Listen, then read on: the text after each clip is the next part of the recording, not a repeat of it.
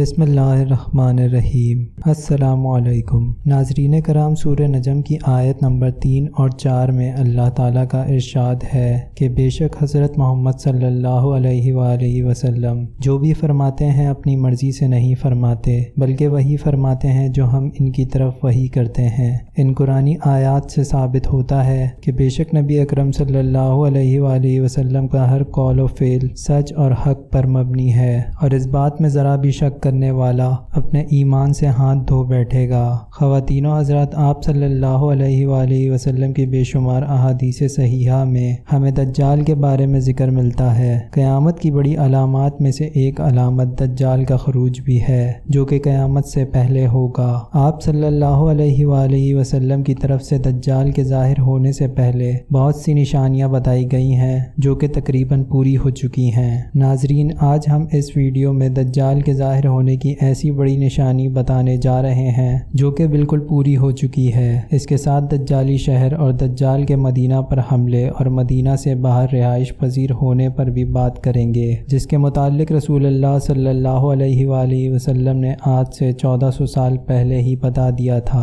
خواتین و حضرات، رسول اللہ صلی اللہ علیہ وآلہ وسلم کی ایک اور حدیث جو کہ موجودہ دور میں پوری ہو چکی ہے، جو کہ دجال کے محل کے بارے میں ہے۔ اس حدیث شریف کا مفہوم یہ ہے کہ جب دجال مدینے میں داخل نہ ہو سکے گا تو مدینے سے باہر ایک پہاڑی پر رہائش پذیر ہوگا اور اپنے محل سے مسجد نبوی کی روشنی کی طرف دیکھے گا اور بار بار مسجد نبوی کی جانب اشارہ کر کے اپنے ساتھیوں کو مخاطب کرتے ہوئے کہے گا کہ وہ دیکھو احمد صلی اللہ علیہ وآلہ وسلم کا سفید روزہ۔ تو ناظرین، آپ صلی اللہ علیہ وآلہ وسلم نے 1400 سال قبل جس جگہ کا ذکر فرمایا تھا کہ وہ مدینے سے ایک پہاڑی پر قیام کرے گا، اس کو آج جبل حبشی کے نام سے پکارا جاتا ہے، اور اس پہاڑی پر ایک عظیم الشان محل بھی تیار کر لیا گیا ہے جسے کنگڈم پیلس کا نام دیا گیا ہے۔ یاد رہے ناظرین، جب اس محل کی تعمیر کا آغاز کیا گیا تو مذہبی حلقوں کی جانب سے بے شمار اعتراضات کیے گئے اور اس کی تعمیر کو روکنے کے لیے بہت اقدامات کیے گئے،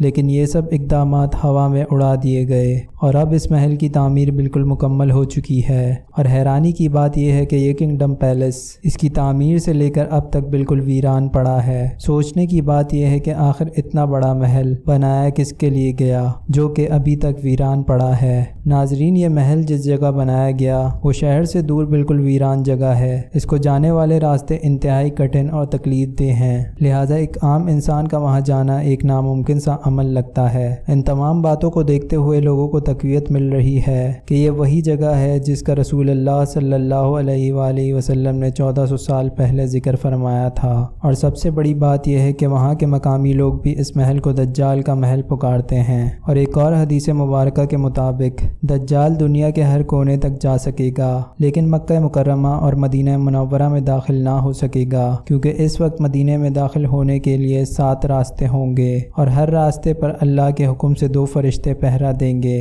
اور یہی وجہ ہوگی کہ دجال کو وہاں سے ناکام لوٹنا پڑے گا۔ دوستو، کیا آپ نے کبھی سوچا کہ آخر کیا خاص وجہ ہو سکتی ہے کہ سعودی عرب اس دجالی مشن میں بالکل پیش نظر آ رہا ہے؟ آپ دیکھ سکتے ہیں کہ سعودی عرب کی تمام سرکاری عمارات پر بھی ہمیں دجالی نشانات نظر آتے ہیں، حتیٰ کہ ان کی ملٹری فورسز کے یونیفارم پر بھی ہم دجالی نشان آسانی سے دیکھ سکتے ہیں۔ ناظرین، ان سب کے پیچھے کوئی نہ کوئی مقصد ضرور چھپا ہے۔ پچھلے 2 سے 3 سالوں میں اس طرح کی حرکات میں کافی حد تک اضافہ ہو چکا ہے۔ آپ کو مزید بتاتے چلیں کہ دجالی محل کے بعد اب سعودی عرب میں دجالی شہر بھی تعمیر کیا جا رہا ہے۔ اس دجالی شہر کو نیوم کا نام دیا گیا ہے، جس کا افتتاح سعودی شہزادہ محمد بن سلمان نے سن 2017 میں کیا اور بتایا کہ یہ شہر دنیا کا سب سے جدید ترین شاہکار ہوگا۔ نیوم کا مطلب ہے جدید اور مستقبل۔ دراصل یہ ایک دجالی شہر ہے اور قیامت کی ایک اہم نشانی ہے۔ اب سوال یہ ہے کہ اس شہر میں ایسی کیا خاص بات ہے جو کہ اسے قیامت کی نشانی سے جوڑا جا رہا ہے، یا پھر دجال سے اس کا ایسا کیا تعلق ہے کہ اسے دجالی شہر کا نام دیا جا رہا ہے؟ اسے جاننے کے لیے ہمیں اس کو تعمیر کرنے والوں پر بھی نظر ڈالنی ہوگی۔ آخر اتنے بڑے اور جدید شہر کی تعمیر کے لیے اتنی بڑی رقم سعودی عرب کو دے کون رہا ہے؟ اس کا جواب یقیناً اسرائیل ہی ہے۔ جی ہاں دوستو، اسرائیل ہی اس شہر کی فنڈنگ اور تعمیر کر رہا ہے۔ یہ شہر سعودی عرب میں ضرور بن رہا ہے، مگر اس کا کنٹرول اسرائیل کے ہاتھ میں ہوگا۔ دراصل اس وقت صہیونی طاقتیں سعودی عرب پر قبضہ کرنے کا سوچ رہی ہیں۔ صہیونی اس شہر شہر کو تجارت کا مرکز بنانا چاہتے ہیں۔ اس شہر کے بننے سے یہودیوں کے قبضے میں 26,500 کلومیٹر کے علاقے تک رسائی ہوگی، جہاں وہ ایک بڑی بندرگاہ بنائیں گے جس سے وہ یورپ، افریقہ اور ایشیا میں بھی تجارت کر سکیں گے، اور یہاں رہ کر سعودیہ کی معیشت کو بھی کنٹرول کریں گے۔ اس شہر میں دنیا کی سب سے بڑی عمارتیں بنائی جائیں گی۔ یہ بھی قیامت کی نشانیوں میں سے ایک نشانی ہے۔ اس وقت دنیا کی سب سے بڑی عمارت دبئی میں برج الخلیفہ ہے، جبکہ اس سے بھی بڑی عمارت سعودیہ میں جدہ ٹاور کے نام سے زیر تعمیر ہے، جو کہ دنیا کی سب سے اونچی عمارت ہوگی۔ آخر دنیا کی سب سے اونچی عمارتیں عرب ممالک میں ہی موجود کیوں ہیں؟ اس بات کو سمجھنے کے لیے رسول اللہ صلی اللہ علیہ وآلہ وسلم کی قرب قیامت کے حوالے سے ایک اور حدیث مبارکہ ملاحظہ کیجئے کہ عرب کے بدو قیامت سے قبل ایک دوسرے کے مقابلے میں اونچی عمارتیں بنائیں گے۔ دوستو، یہی وجہ ہے کہ ایڈوانس ترین ٹیکنالوجی اور ترقی یافتہ ممالک کے مقابلے میں دنیا کی سب سے اونچی عمارتیں عرب میں موجود ہیں۔ ناظرین، آپ نے گریٹر اسرائیل کے بارے میں تو سن ہی رکھا ہوگا، جو کہ صہیونیوں کا ایجنڈا ہے، جسے دجال کی آمد سے قبل پورا کرنا ہے، یعنی اپنی سلطنت کو اتنی دور تک پھیلانا جتنا حضرت سلیمان علیہ السلام کے دور حکومت میں تھی، جس میں سعودی عرب، عراق، مصر، اردن اور فلسطین اور اسرائیل کا علاقہ بھی شامل تھا۔ اس حجاز مقدس پر، جو کہ ہمارے آقا رسول اللہ صلی اللہ علیہ وآلہ وسلم اور کئی نبیوں کی سرزمین رہ چکا ہے، اس پر ایسا شہر آباد ہو رہا ہے جہاں ڈانس کلب، شراب خانے، فحاشی کے اڈے اور تمام قسم کے مغربی کلچر کی مکمل آزادی ہوگی۔ عورتیں جیسا مرضی لباس پہن کر آزادی سے اس شہر میں گھومیں گی۔ جو پابندیاں سعودی عرب میں خواتین پر لگائی جاتی ہیں، اس شہر میں خواتین کو ان کی مکمل آزادی ہوگی۔ یہاں کوئی بھی اسلامی قانون لاگو نہیں ہوگا، بلکہ یہ شہر اپنے قوانین میں بالکل آزاد ہوگا۔ یوں کہیں تو غلط نہ ہوگا کہ اس شہر کو سعودی عرب کنٹرول نہیں کرے گا، بلکہ یہ صہیونیوں کے کنٹرول میں ہوگا۔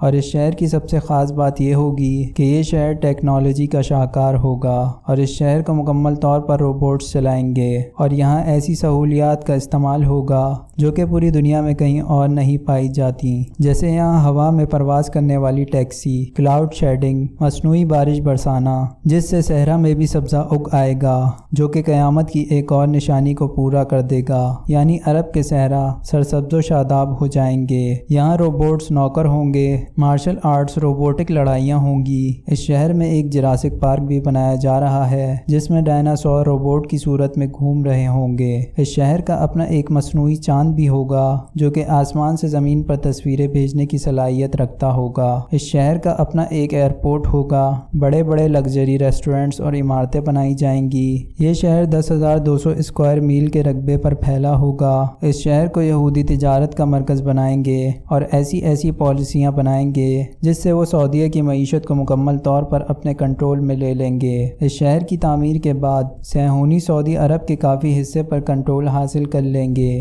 رہی بات سعودی بادشاہوں کی، تو وہ اس وقت یہودیوں کے مکمل کنٹرول میں ہیں۔ ناظرین، یہاں آپ کو ایک نہایت دلچسپ بات بتاتا چلوں کہ صہیونی جس سرزمین پر گریٹر اسرائیل بنانا چاہتے ہیں، اس میں 5 اسلامی ممالک آتے ہیں، جن میں مصر، اردن، شام، عراق اور آدھے سے زیادہ سعودی عرب شامل ہے۔ یہ وہ علاقہ ہے جسے 7 سمندر لگتے ہیں۔ دجال کی آمد سے قبل صہیونی ان علاقوں پر قبضہ 2 صورتوں میں ہی حاصل کرنا چاہتے تھے۔ پہلا یہ کہ یہ ممالک اسرائیل کے ساتھ امن معاہدہ کر لیں، جس میں ان ممالک کی پالیسی تو صہیونی چلائیں گے مگر حکومت اس ملک کی ہوگی۔ دوسرا آپشن جنگ کا تھا۔ اب تاریخ دیکھیں تو مصر، عرب اور اسرائیل کی 1948 کے بعد 3 جنگیں ہوئیں۔ آخر میں اردن اور مصر نے اسرائیل کے آگے گھٹنے ٹیک دیے اور امن معاہدہ کر لیا۔ شام اور عراق نے امن معاہدے پر دستخط نہیں کیے، جس کے نتیجے میں ان پر امریکہ کے ذریعے بڑا حملہ کر کے تباہ کر دیا گیا۔ 5واں ملک سعودی عرب خود ہے۔ سعودیہ کے موجودہ رویے سے یہ بات مکمل کھل کر نظر آ رہی ہے کہ سعودیہ بھی اسرائیل سے خفیہ امن معاہدہ کر چکا ہے یا پھر کرنے والا ہے۔ اگر آپ موجودہ حالات اور عرب بادشاہوں کی اسرائیل کی طرف اٹھتے قدموں پر نظر ڈالیں تو یہ بات ظاہر ہو جاتی ہے کہ جن علاقوں پر اسرائیل گریٹر اسرائیل بنانے جا رہا ہے، ان علاقوں پر کنٹرول اسرائیل کا ہی ہے، چاہے وہ عرب بادشاہوں کی شکل میں ہو یا پھر امن معاہدے کی شکل میں۔ اب بس ان علاقوں پر قبضے کی جنگ شروع ہونا باقی ہے، جو کہ موجودہ دور میں ایران اور سعودیہ جنگ کی شکل میں نظر آ رہی ہے۔ یہ یقیناً وہی جنگ ہے جس جس کے بارے میں رسول اللہ صلی اللہ علیہ وآلہ وسلم نے فرمایا تھا کہ تمام یہود و نصارہ اور کفار 80 جھنڈوں والا لشکر لے کر مسلمانوں پر حملہ آور ہوں گے۔ یہ 80 جھنڈوں والا لشکر امریکہ، اسرائیل اور ان کے اتحادی نیٹو اور یورپی یونین ہی ہیں۔ اس جنگ کا ذکر یہودیوں اور عیسائیوں کی روایات میں بھی ملتا ہے، جسے جنگ ہرمجدون یا آرمگیڈن کے نام سے جانا جاتا ہے۔ ناظرین، حال ہی میں ہونے والی کچھ ڈیولپمنٹس کو دیکھا جائے اور اس کے ساتھ رسول اللہ صلی اللہ علیہ وآلہ وسلم کی احادیث مبارکہ کا مطالعہ کیا جائے تو یہ بات روز روشن کی طرح عیاں ہے کہ ہم زمانہ آخرت میں جی رہے ہیں اور دجال کا خروج بالکل قریب آ چکا ہے۔ یہ دجالی فتنہ کسی بھی وقت اور کسی بھی شکل میں خروج کر سکتا ہے، جو کہ بڑے بڑوں کے ایمان کے لیے خطرہ بن سکتا ہے۔ دعا ہے کہ اللہ تعالی ہمیں ہر دجالی فتنے اور اس سے پیش آنے والی صورتحال سے محفوظ فرمائے، آمین۔